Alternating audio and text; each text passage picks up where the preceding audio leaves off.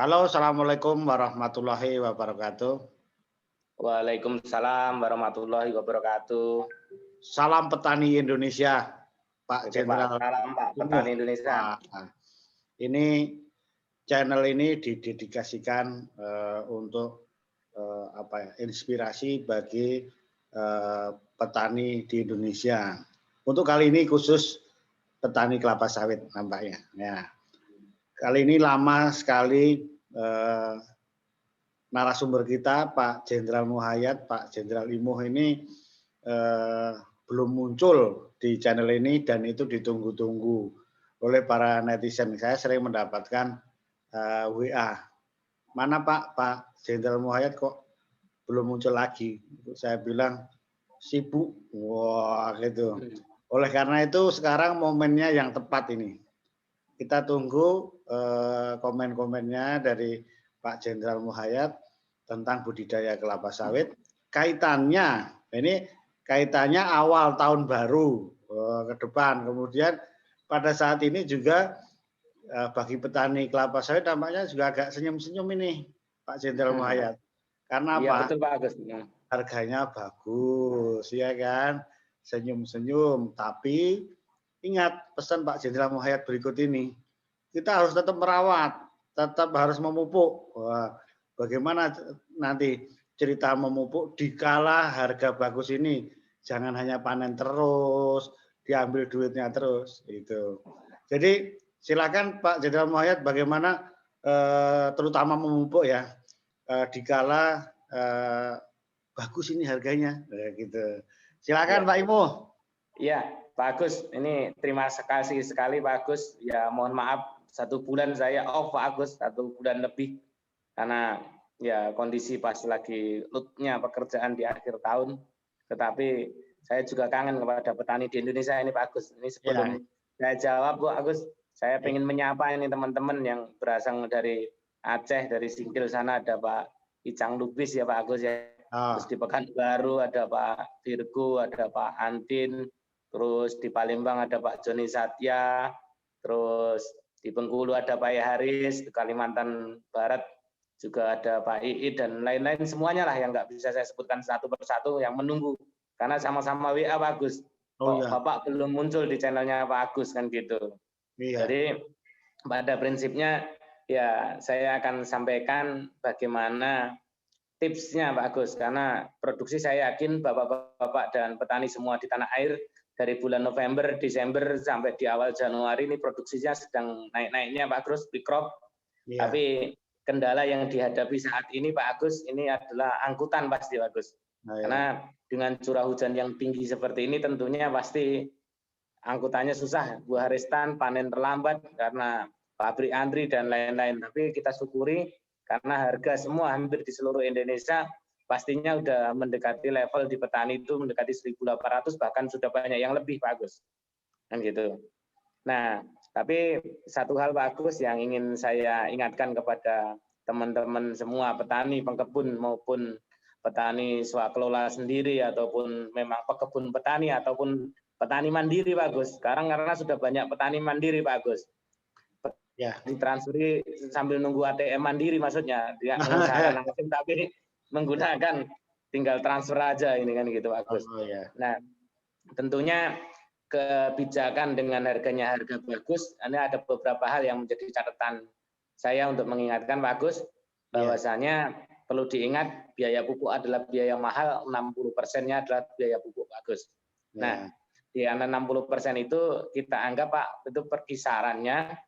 Jadi hampir dia per pohon itu berkisar antara 32 sampai 40 ribu rupiah Pak Agus untuk pupuk Pak Agus dalam 1 tahunnya. Nah kalau kita kisaran 40 ribu rupiah berarti total biaya pemeliharaan itu kan tinggal 40%-nya aja Pak Agus. Nah berarti kalau 40 ribu itu kalau dibelikan kisaran pupuk NPK mungkin ya 6 kg itu pupuk NPK-nya bagus, dolomitnya 2.000 rupiah, yang 2.000 itu boron bagus, jadi pas 40.000 itu pupuk NPK plus dolomit plus boron itu bagus dengan pasaran harga saat ini. Nah, berarti biaya pemeliharanya tinggal 40% bagus. Jadi ya berdasar ya biaya pemeliharaan itu dalam artian yang pertama adalah biaya rawat gawangan, rawat piringan, penunasan, kan gitu 40% dari 40/60 dari 40.000 tadi.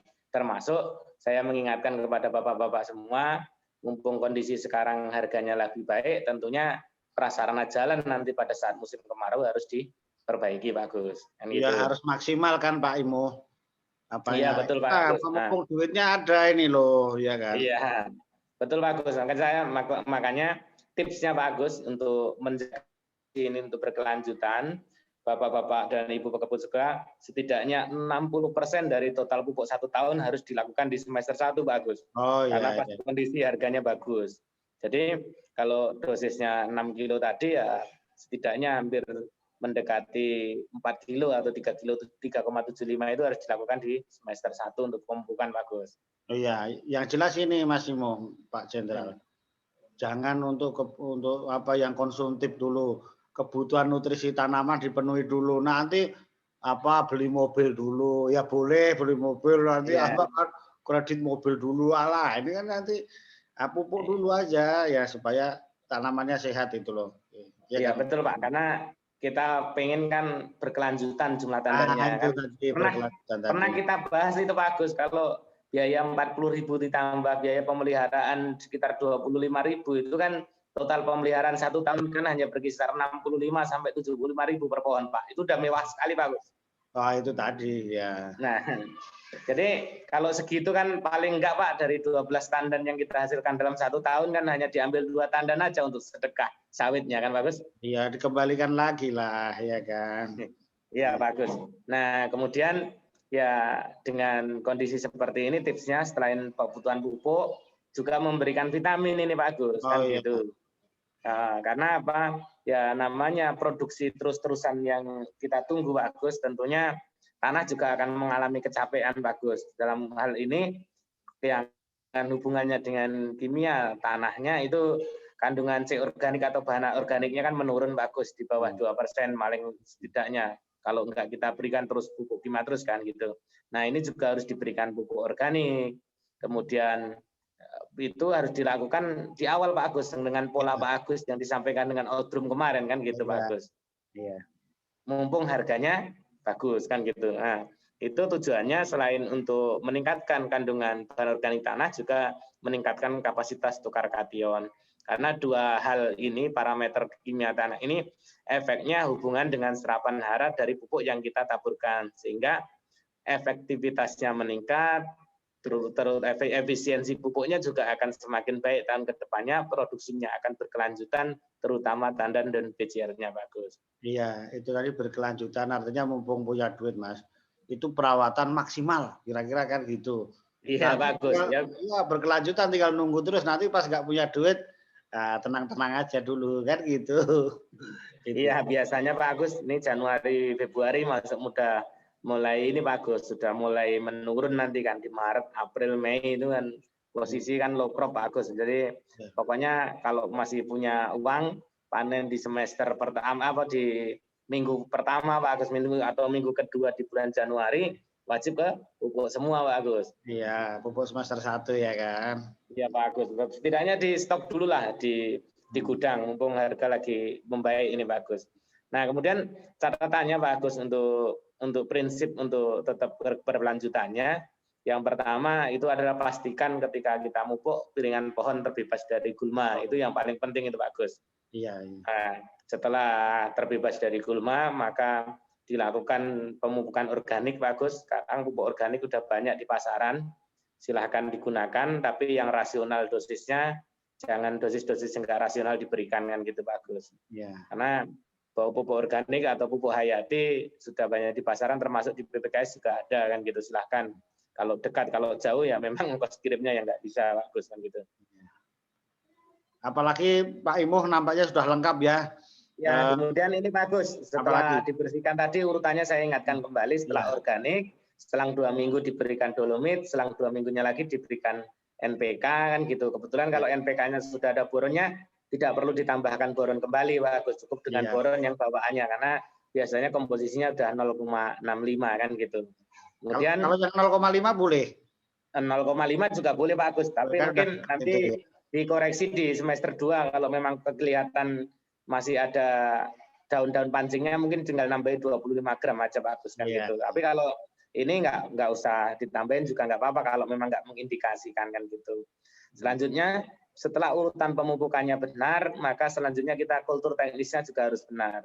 Manajemen kebun yang baik adalah jumlah ketercukupan pelepah itu cukup bagus. Jadi bagaimana kita mempertahankan jumlah pelepah di atas 40 pelepah, karena itu merupakan dapurnya untuk menghasilkan berat tandan yang ideal gitu Pak Agus.